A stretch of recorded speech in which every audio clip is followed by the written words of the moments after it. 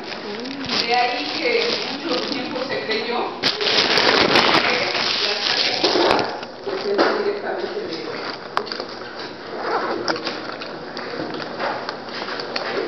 Entonces, chicos, obviamente son organismos fotosintéticos que tienen velocidad y como pigmentos asociados a las psicobilinas. Pero entonces, si ya dijo Luisa que vivían en agua, ¿ustedes creen que es el único lugar donde van a vivir y en qué tipo de agua? ¿Dónde crees en qué tipo de agua vivirán? Y estamos hablando de procariontes y que las consideramos bacterias. Si algo es por el color. Cianótico es así como que azul o morado, ¿no? ¿Sí o no? Eso significa cian, ¿sí? Azul o morado.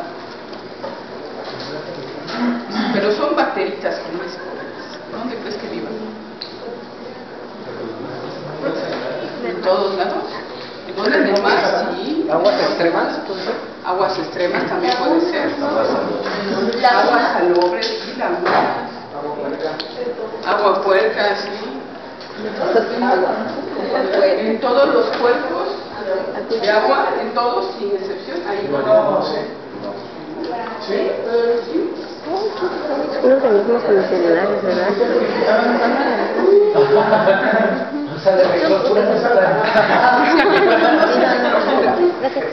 Dejen a su electropura 15 días ahí a la luz y sin usarla y verán diatomeas, clorofitas e incluso cianofitas. No sé si se acuerdan del problema que hubo con el agua del DF por el Cutzamala, que olía feo el agua y sabía que era por cianobacterias.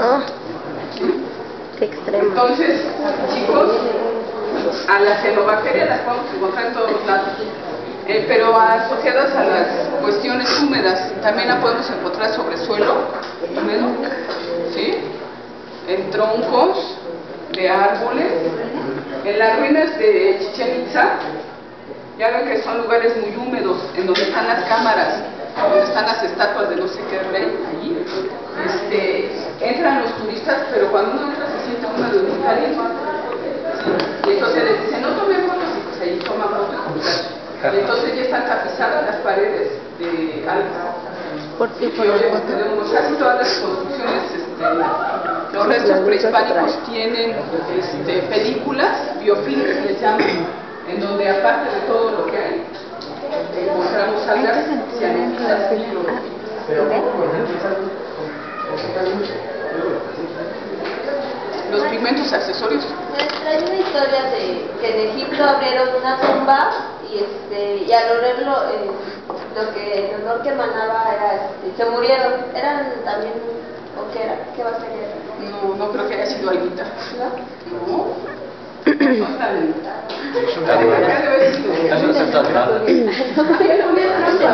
Como se abrieron y tenía un olor específico. No. Pero no es alga. Yo también leí eso hace mucho tiempo, pero no me acuerdo qué era. Depende de la condición del lugar. Los lugares como esos son oscuros, húmedos, cálidos y muchas veces sí hay descomposición bacteriana muy abundante y se puede producir accidentes. Obviamente.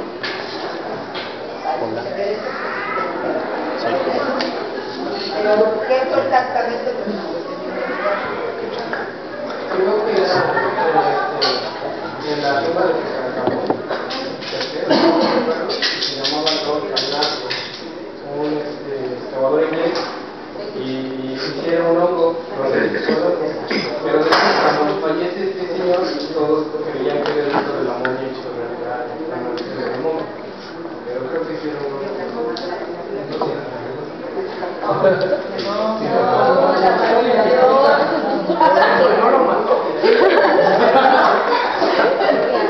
Pero no fue la maldición. Joshua, tu foto. Me habían dicho el examen. que el día del examen no está. No, ¿qué digo? Si no entras es tu problema. ¿Al examen? Sí.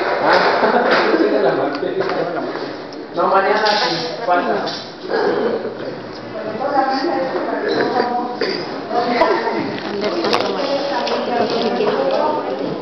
Bueno, graba.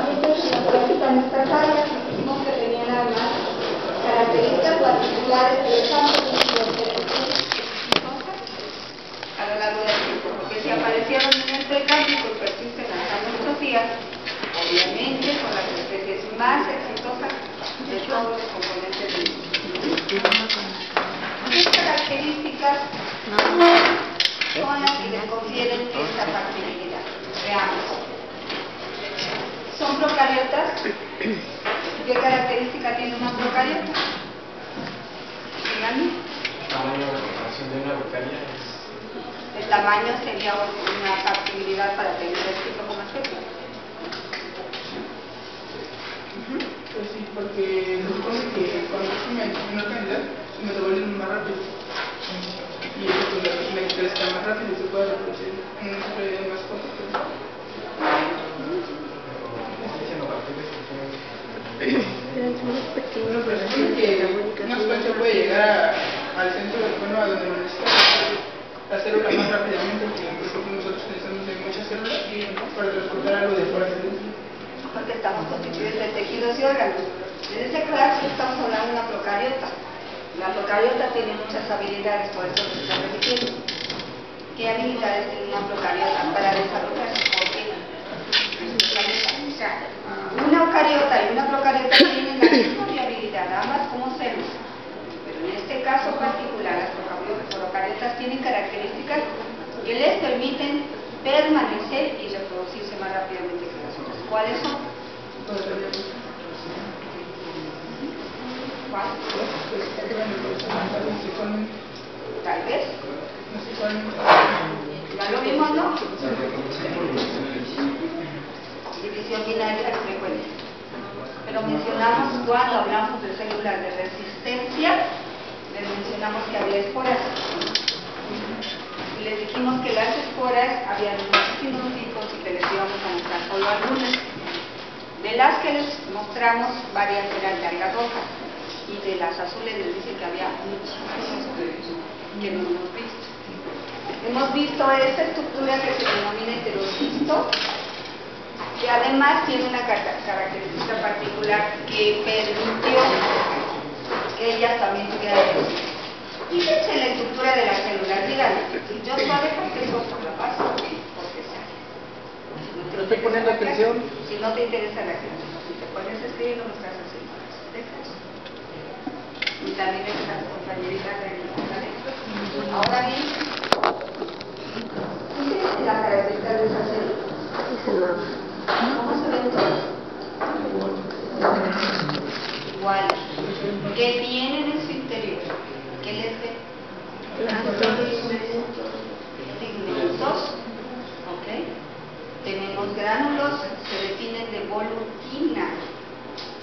Y tenemos pseudovagolas y tenemos también esos pigmentos que son muy evidentes, ¿sí? Entonces, si todo está en la célula disperso, como decía su compañero, la factibilidad de metabolizar, si todo está por todos lados, la célula no tiene problema. Para fotosintetizar por todos lados hay tilacoides. Para dividirse por todos lados hay ácido nucleico. O sea, no están precisamente organizados en organelos. Entonces, la división más común que aquí ves, ya se está haciendo una estructura binaria, pero además tiene esta habilidad. Esta célula funciona de dos maneras. Puede fijar nitrógeno. ¿Quién de los seres vivos fija nitrógeno? Díganme. ¿Quién más?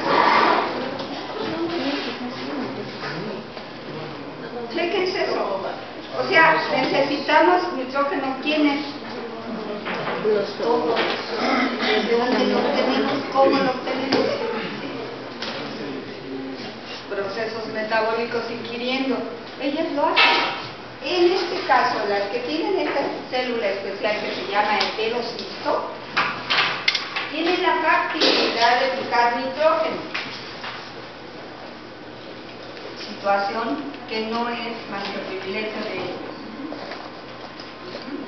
Entonces fijan el nitrógeno. Las que tienen esa célula.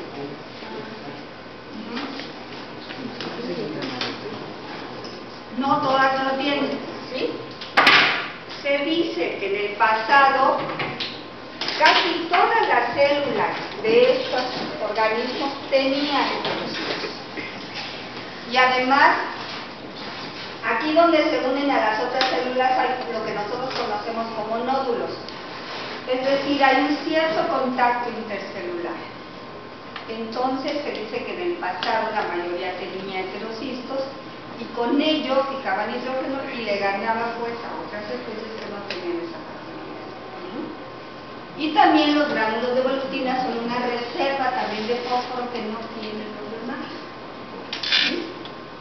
Y también tienen paredes celulares muy complejas de mucílagos, carbohidratos, ácidos, que hacen paredes que son muy importantes para ellos porque les permiten mantener humedad en condiciones hidráticas o al revés, en condiciones de sequedad ya siguen húmedas. O en condiciones, por ejemplo, en aguas termales, sobreviven también a muy alta temperatura. Tienen esta capacidad. ¿Sí? Entonces, son bastante internacionales, son epífitas, se asocian con otros organismos, tienen la factibilidad de vivir su colección binaria, tienen la factibilidad de modificar esas paredes celulares prácticamente según la condición en la que se encuentren. Es decir, se han hecho experimentos cultivándolas en diferentes condiciones y han visto que las paredes se engrosan, se adelgazan, se hacen fibrosas o aumentan ciertos componentes. Quiere decir que eso lo hacen con la factibilidad de adaptarse al lugar donde están. Es decir, son muy adaptables. Entonces veamos las particularidades de este gran grupo de algas vertebradas. La siguiente. Entonces pueden habitar también terrestres. Aquí está sobre el sustrato, chicos. Este sustrato es una laguna que en cierta época de la pierde el agua, se desaparece el agua, deja de llover, se empieza a secar y sobre el suelo vemos esto. El ambiente está completamente seco. Veamos aquí la tierra, miren. Y miren ellas. Todavía están los globulitos perfectamente húmedos, ¿lo ven? Esto se llama nosto y es una de las tantas colonias que existen. Entonces, a pesar de la sequedad, a pesar del ambiente drástico, ya todavía está sobreviviendo. Esta especie que vemos aquí sí tiene heterocistos.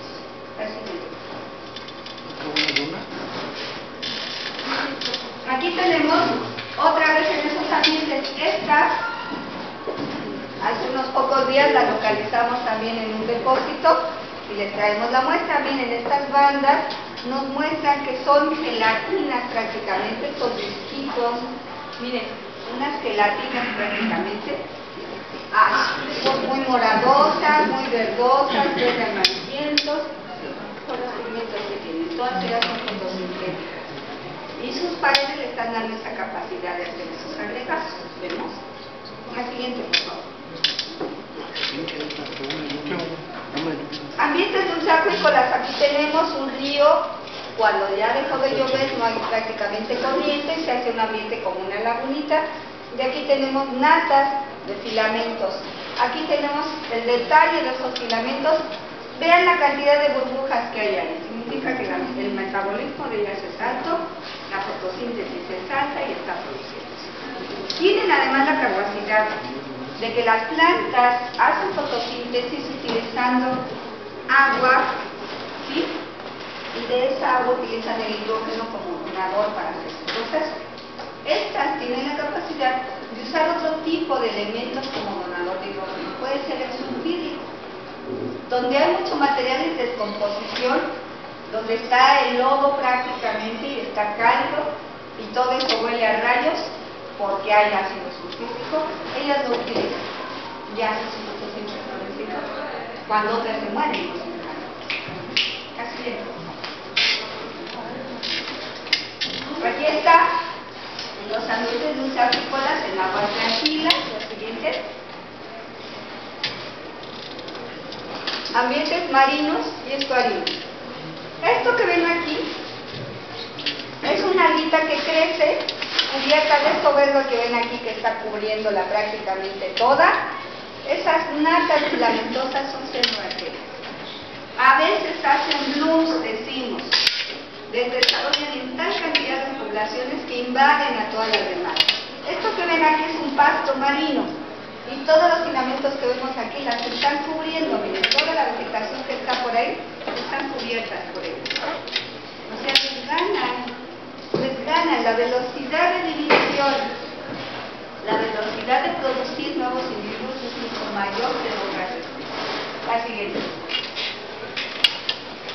Ahora vemos sobre rocas, aquí está el mar.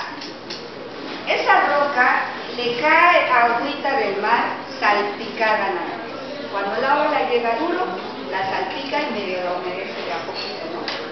Ahí está. Decimos que este es el nivel supramareal, el más seco de la zona marina y las primeras que habitan son estas. No hay gran cosa que aguante semejante insolación y semejante desecación. ¿Son los mismos, son las mismas bacterias o parecidas las que se les pegan a las ballenas? ¿O son otros organismos? Son otros organismos. Las ballenas tienen principalmente organismos incrustantes, animales y plantas. Y las plantas son principalmente coralinas y algas rojas. ¿No ves? Ahora, esto que vemos aquí sobre rocas en el nivel marino también nos muestra como que los mismos agregados que vimos en la tierra en agua dulce, ahí están, el roca y el marino. Samófila sobre la arena, este es un pasto marino. Nos estamos acercando a la gravita y la arena del fondo. Y todo el fondo, donde está la raíz de la planta, está cubierto de filamentos negros. Son cianobacterias. ¿Cómo creen que le va a esa pobre planta con semejante cosa encima? Terminan acabando con poblaciones enteras o comunidades enteras en el mar. ¿Qué les parece esto de temperatura? ¿Qué dice? Michoacán, ¿qué temperaturas hay? ¿Quién sobrevive a semejante temperatura? Ellas, vean las tonalidades. Esas son otras bacterias. ¿Ven? Fascinantes, resisten más de 70 grados. Impresionantes. Estas son estas aéreas y se ven cómo están desarrollándose crecimiento. Entonces, obviamente, son muy adaptables. Aquí se dice termófilas. La siguiente. Se asocian, conocen los líquenes, tenemos ahí principalmente algas verdes, pero en este caso tenemos un helecho que se llama azola. El helecho se llama azola. ¿Sí conocen el helecho acuático? Es este. Así está flotando en el agua. Se ven sus ramitas, muy verde, pero si vemos su estructura, miren, la hojita vista al su microscopio estereoscópico y nos muestra todo verde por aquí adentro. Y se observa el interior de las células, y esta es la célula de azola, y esta es la célula de anabaena, que es un alga verde-azul simbiótica. Viven juntas. Ahí está la anabaena. La siguiente, por favor. Ahora bien, tienen fotosíntesis oxigénica, clorofila A, beta-caroteno en los tilacoides. Pigmentos, como les dijo la maestra, picoritidina y psicocianina, que se encuentran en ficobilisomas hemisféricos. Según el reactivo que le pongamos a nuestra alga, se pueden ver de una tonalidad. Aquí hay. Tienen un almacén de almidón de la cianofita, se llama. Es un alfa 1,4 glucano que se parece a la fracción lineal de la amilosa de las plantas superiores, es decir, el almidón de las plantas superiores tiene dos subunidades muy grandes, amilosa y amilopectina. Entonces, la amilopectina es como esto, alfa 1,4 glucano, y se parece a eso. Es un almidón que ya es fuerte. Entonces, también preservan almidón. Pero no el verdadero, por supuesto que no es esa molécula tan compleja, sino más sencilla.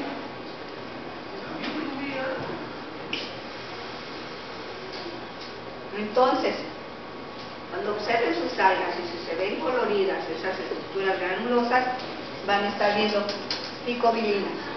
Si no les ven coloración, son pseudovapores. Lo siguiente.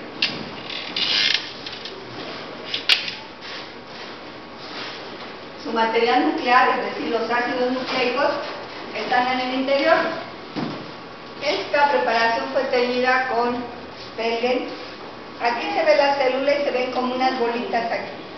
Esos son los ácidos nucleicos que las procariotas hacen anillitos.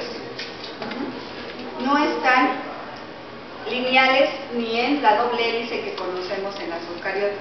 Aquí se hace un anillo, un solo anillo. La siguiente. Y veamos todo lo que estaba yo mencionando, es decir, tienen la capacidad de fijar nitrógeno de la atmósfera. Ellas lo fijan. Forman vesículas de gas para flotar y mantenerse en la zona trópica, es decir, necesitan luz para fotosintetizar y lo hacen. Muchas veces ellas crecen en lugares con mucho contaminante, con mucho material en descomposición y hacen muchas vesículas de gas para ayudarse a mantener la zona trópica. Paredes complejas mucilaginosas. Acumulan volutina, que es una reserva de fósforo que no cualquiera la tiene.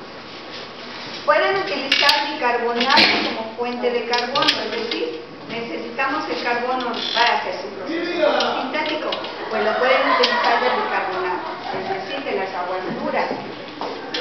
Tienen carboxisomas con CO2, es decir, lo guardan para cuando lo necesiten, lo pescan y lo guardan en estas estructuras que son organelos, como los organelos que vemos en las eucariotas, entonces se llaman carboxisomas porque tienen CO2.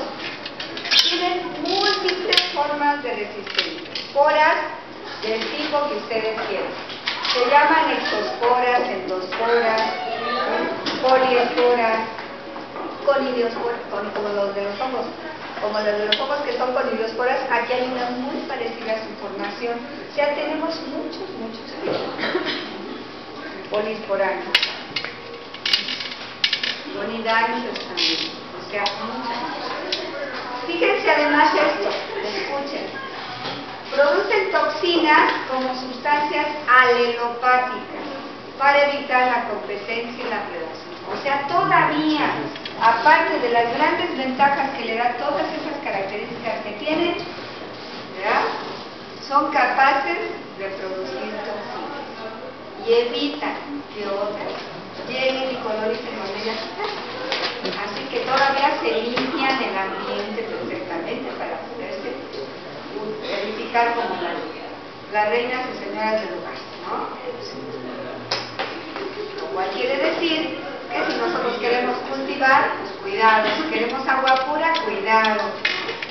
Si queremos tomar ciertos alimentos, pues cuidado. O sea, todo tiene que ser cuidado porque ellas son muy áridas. ¿Se entendió esto? ¿Vimos? Que son características muy particulares de ellas que las hacen exitosas. Ya estamos viendo entonces sí. Así bien, por favor. Las especies que poseen heterocisto fijan el nitrógeno atmosférico y producen amonio. Y aquí tenemos varios ejemplos. La que vamos a ver, una de las que vamos a ver se llama nosto. Aquí está. Al microscopio les enseñan las cadenas de las células y hay una célula más grande que tiene, les decía, los nódulos, que son los heterocistos. Aquí está una navaena que tiene exactamente lo mismo y está con un microscopio fluorescente para que ustedes vean brillar el heterocisto. Aquí está un calotis que también van a observar hoy, cuyo heterocisto es basal, miren lo que es grande comparado con las demás células. En esta hay una diferenciación basal y apical que tiene un filamento que se adelgaza, en cambio estos son totalmente iguales y el heterocisto es intercalar, basal. Y acá tenemos otra que se llama tolifoques y aquí tenemos que tiene varios heterocitos en serie. Y ella se dobla el filamento pero su pared celular hace una vaina que se puede ramificar. Cuando uno observa la planta, se ve ramificadita como un arbolito, y al observar al microscopio nos enseña que solamente la pared celular, o sea, su vaina, es la que se ramifica, ella no. Por lo tanto, a este carácter se le llama falsa ramificación, pero existe la ¿sí? La siguiente. Entonces, en estas algas vamos a encontrar una pared celular compleja.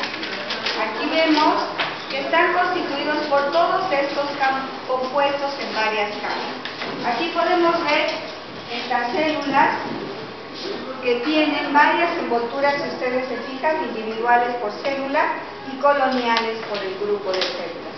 Entonces, si vemos, se dice lamelada. Aquí tenemos varias capas, ¿verdad? Aquí tenemos otras que son también fibrosillas, mucilaginosas. Aquí tenemos otras que se ve como que se fractura aquí, pero nos enseña su envoltura. Todo esto es el filamento con sus células. Miren, los pigmentos de esos granitos oscuros son la, ¿qué dijimos? ¿En qué estructuras estaban los pigmentos?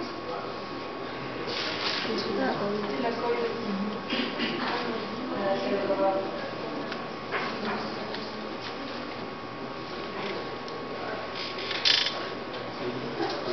Ya se cuenta. Así es.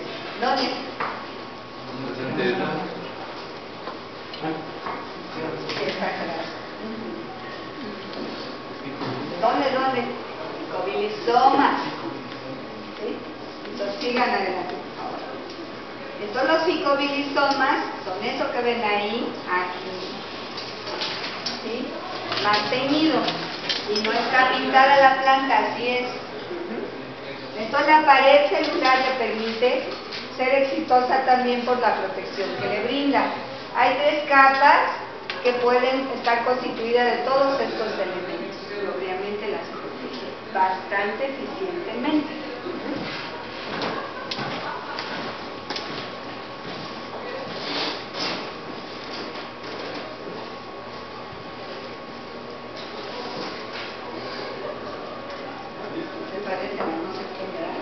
La siguiente. Okay. Por lo tanto, estos organismos son pequeños, son organelos, son arquetales, pueden ser coloniales como esto, o filamentosos como esto, o en agregados como esto. ¿Y debajo del lado izquierdo es un hormigón el concepto? ¿O es así? Esta se llama fragmentación. Aquí no hay hormigón. Ahora bien, esta que tenemos aquí es una colonia globular que se llama fosfaérea. Si se fijan, las células son alargaditas, tienen una base menos ancha y una parte superior más ensanchada. Esas se dividen de afuera hacia adentro longitudinalmente. Por lo tanto, la célula se ve así como un corazoncito. Les decía los romanticismo, parece. Entonces, la división es binaria, longitudinal en estas especies. En estas otras es transversal. En estas puede ser división binaria o por fragmentación. El filamento se parte en dos y no pasa nada. Hacer los filamentos se rompió y ella sigue dividiendo. ¿Sí? Entonces su división es muy eficiente. La siguiente. ¿Son brotados filamentosos o coloniales? Aquí están los filamentosos y aquí está el agregado colonial. La siguiente. Podemos tener grupos en donde encontramos a las células solitarias, como es el caso. Este es epífita y son varios géneros, entre los cuales tenemos a acrococales, genococcus. Son redonditas, chicos, bien redonditas. Cuando se van a dividir, se dividen binariamente en dos y me dan nuevas células. Y aquí ven su pared y aquí está la célula, su citoplasma, ¿no? Su gránulo. Y entonces crecen sobre otros organismos. Cuando llegan a epífitar a otros organismos, podemos observar, por ejemplo, la que les van a mostrar es un centroceras, que es una alga que ya vieron ustedes con sus células espinosas especiales.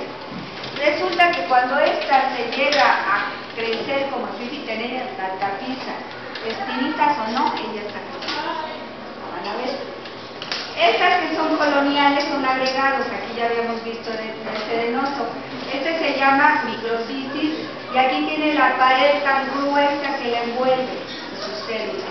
Y aquí tenemos otras que crecen también en pipitas y las paredes que las cubren. La tinción que le agregamos a esta se llama azul de crecín, que ustedes tienen en sus mesas cuando les damos su práctica, y tiene perfectamente las paredes, ven en qué tonalidad, muy moradas, las hacen muy evidentes. La siguiente. Entonces este grupo fue colonial, ¿sí? Aquí hay filamentoso simple como esto, miren su envoltura, su vaina, muy grande. Aquí tenemos filamentos ramificados. Este es simple, que se puede hacer con una trencita, se doblan, se entrelazan, pero no hay ramificación. Aquí sí, el larvita está haciendo células, se dividen y hacen ramas. Y aquí esta otra hace como una parte central y radia los filamentos. Entonces, tenemos filamentos simples ramificados. Partimos de unicelulares coloniales, globosos, y llegamos a filamentosos.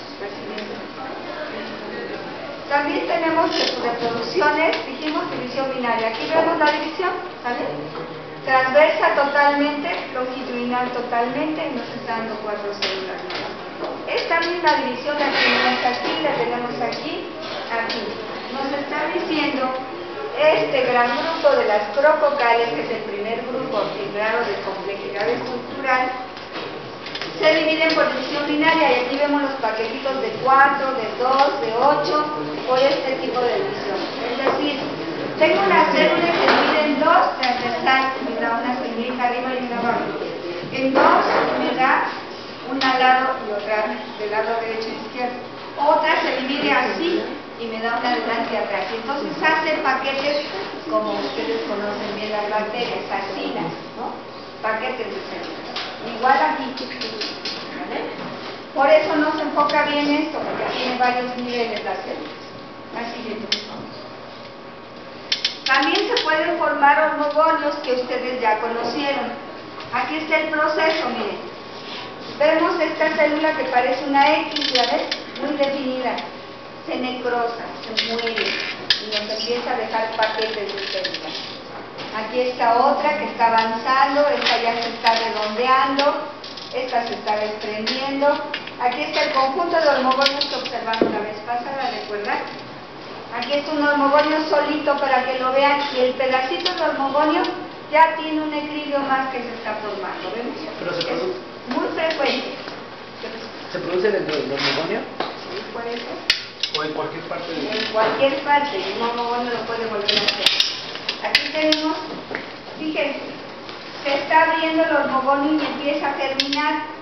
El hormogonio, ¿cuántas celulitas le vieron? Ustedes vieron varios, ¿no? ¿Cuántas celulitas tenían?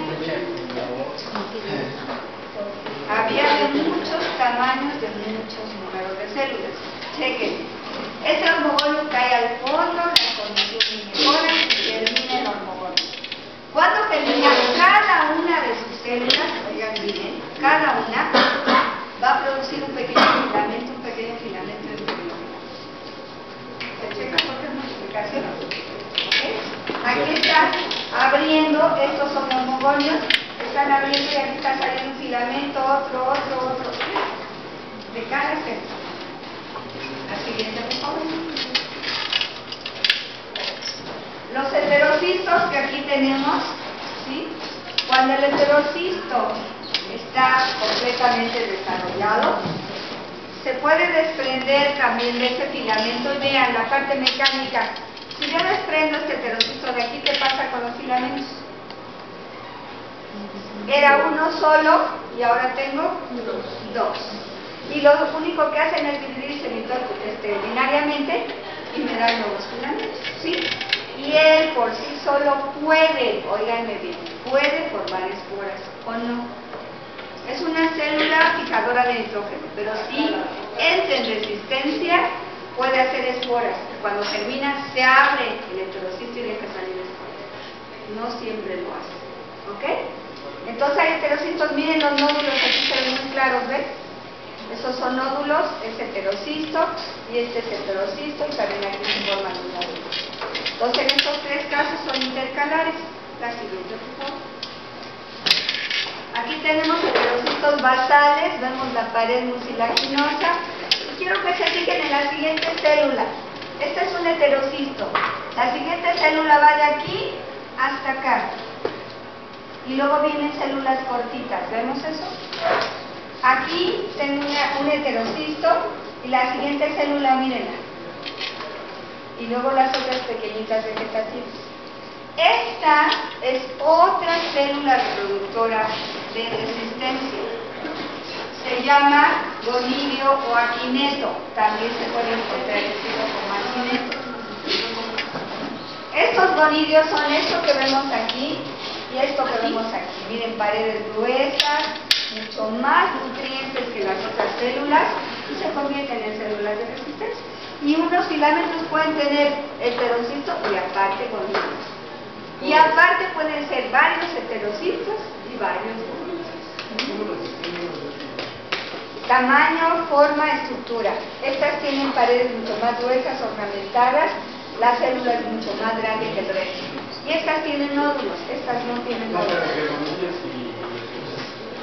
Sí, por eso. El gonidio que es esto, son más grandes, de pared más gruesa, ornamentada incluso, y los heterocitos son más redondeados, ¿sí? Hay unos que son cuadraditos, pero todos tienen nódulos. Los gonidios no tienen nódulos, son muy compactos en cuanto a sus características. Si son naranjas, todos son naranjas. Si son granulosos, todos granulosos. En cambio, el heterocito siempre tiene sus nódulos. Porque recuerden que el heterocito es una célula que fija nitrógeno y tiene contacto con las células aledañas. La siguiente. Formación de endosporas y exosporas y conidáceos. Este grupo de células les dice que aquí hay una célula grande. Y estas chiquititas se dividen y reproducen rápidamente esta cantidad de células que vemos aquí, pero están en la pared de esta solita. Esto se llama gonidrancio. En este otro caso, esta celulita que es larga, delgada, arriba empieza a dividirse y reproduce una nueva célula y la elimina. Otra celulita y la elimina, pero va de una en una. Son esporas, se llaman exosporas. Y estas, que no se lo ven claro aquí, van a ver en su plantita, estas en lugar de abrirse, como la primera que tenemos allá a la derecha, ya ven que se está abriendo en la parte superior y deja liberar sus esporitas, que aún en una, se va dosificando las celulitas. Las otras hacen esto. Pueden estar más de una, quizás son sustratos, y las otras están dividen. Y entonces, cuando esta se abre, le dejan salir muchas especies. Estas son endosporas. Ya hasta que la célula tiene suficiente cantidad de endosporas, se abre. Son habilidades para hacer eso. La siguiente. Ahora bien, su importancia ecológica y evolutiva, vamos a ver varias. Una. ¿Cuándo aparecieron, dijimos? En el Precámbrico. ¿Cuándo fue eso?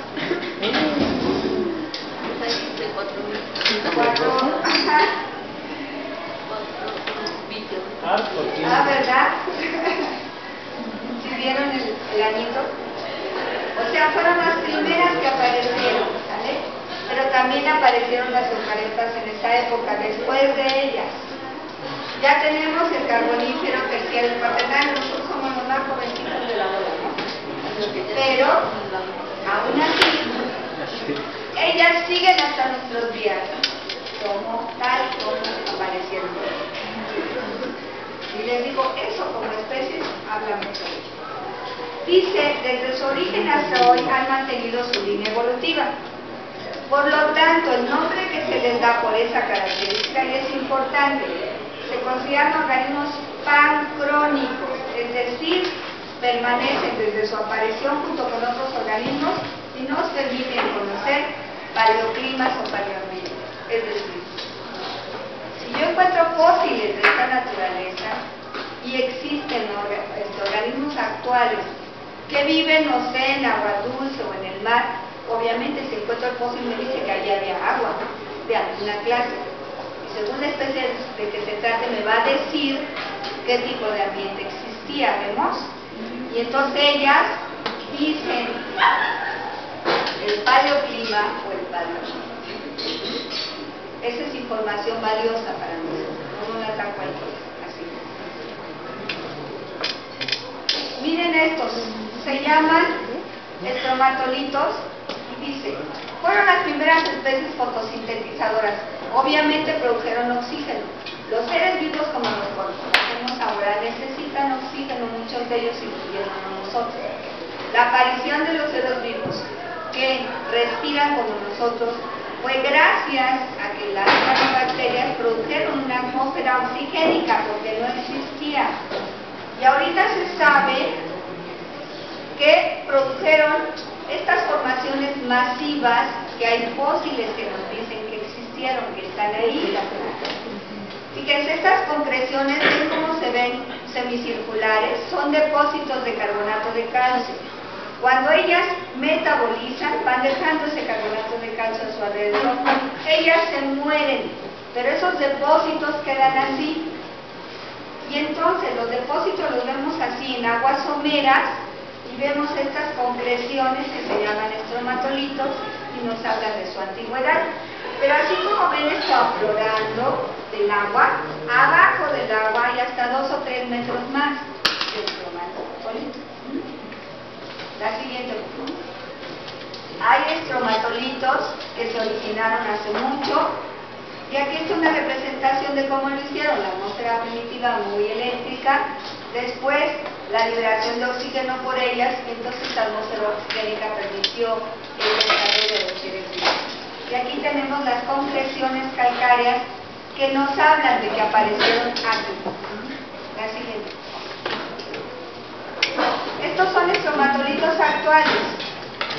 Aparecieron hace 800 millones de años y fueron las formas dominantes de vida. ¿Qué quiere decir? Que eran prácticamente los únicos habitantes en ese momento. Y durante 1.5 billones, chicos, billones de años fueron la predominancia en la Tierra. ¿Cuánto oxígeno produjeron? Fue suficiente para que apareciera todo lo más, ¿no? ¿Y ven qué formaciones tan bellas?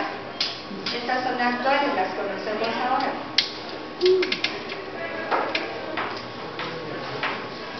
La siguiente.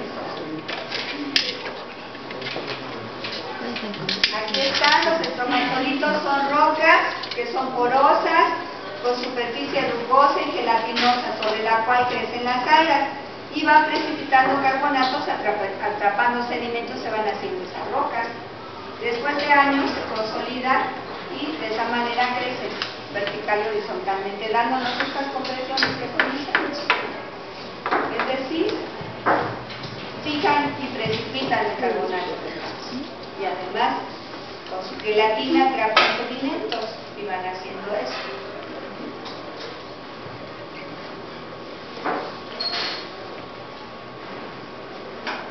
Así. Aquí tenemos estromatolitos actuales en Achichica, Puebla, en las Huertas Morelos. Este es Puebla y eso es Morelos. Achichica es una laguna que se denomina Jalapaz, es decir, es un volcán extinto. Tenemos un cono volcánico, producto de una erupción, que del hoyito, ¿verdad?, de esa boca, se llena de agua por lluvia y son aguas muy ácidas. A eso se llaman ajalapazos. Achichica es una jalapaz. Pues ahí existen estas compresiones. Pero son volcanes que ya están en... Ya muertitos. Sí, la siguiente. Oaxaca y San Luis Potosí, miren, el agua es tan clara, chicos, tan clara que nos permite ver bien los estromatolitos. Son bellísimos. Cuando tengan chance y lana, vayan a ver estromatolitos. Son bellísimos. Ay, es tan difícil, oigan. Y hay muchas veces que se pueden mover, claro, pues quieren muchas comodidades, quieren ir como cualquiera de nosotros. Adelante. De raíz. pero Claro, no, ya eso es peligroso, no se lo recomiendo. Váyanse con los cuates, júntense varios, páguense entre todos la viajada, aunque sea una carcachita de la que sea, porque llegue.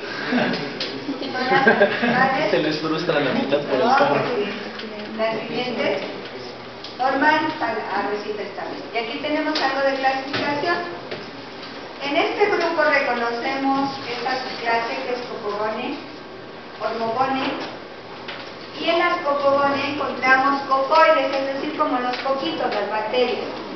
Son unicelulares, coloniales y pseudofilamentos.